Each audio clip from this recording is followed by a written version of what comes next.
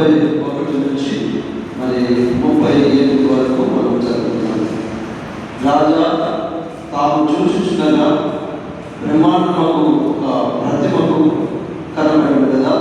ఈ గొప్ప ప్రతిమ మహాప్రకాశమును భయంకరమైన రూపమును గలదై తమ ఎదుట నిలిచెను. ఆ ప్రతిమ యొక్క శిరస్సు మేలిమి బంగారమును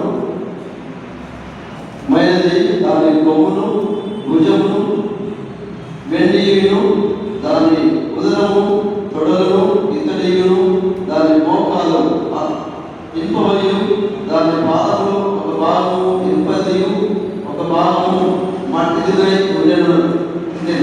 మరియు చేతి లెక్క తీయబడిన ఎరువులు చుట్టియు కలిసి ఆ ప్రతిమ యొక్క పాదముల మీద పడి దాని పాదములకు తుత్తునీయులుగా విరగొట్టినట్టు తమకు కనబడెను. అంతటా ఆ ఇనుము మట్టియు ఇత్తడియు వెండియు బంగారమును ఏకముగా దంచబడి కలములోనికి చెత్తవలే కాగా వాటి స్థలము ఎచ్చటలో దొరకకుండా వాటిని పట్టుకొని పోయిను. ప్రతిమ వెలుగొట్టిన ఆ రాయి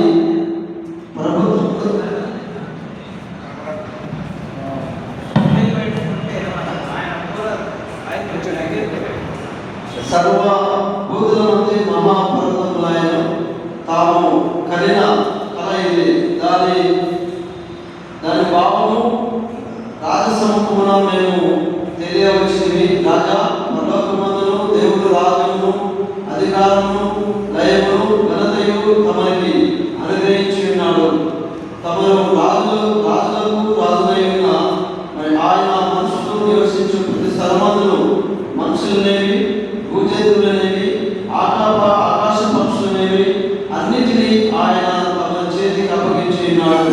వారందరి మీద తమకి ప్రభుత్వము అనుగ్రహించి ఉన్నాడు. దేవుడికి వారికి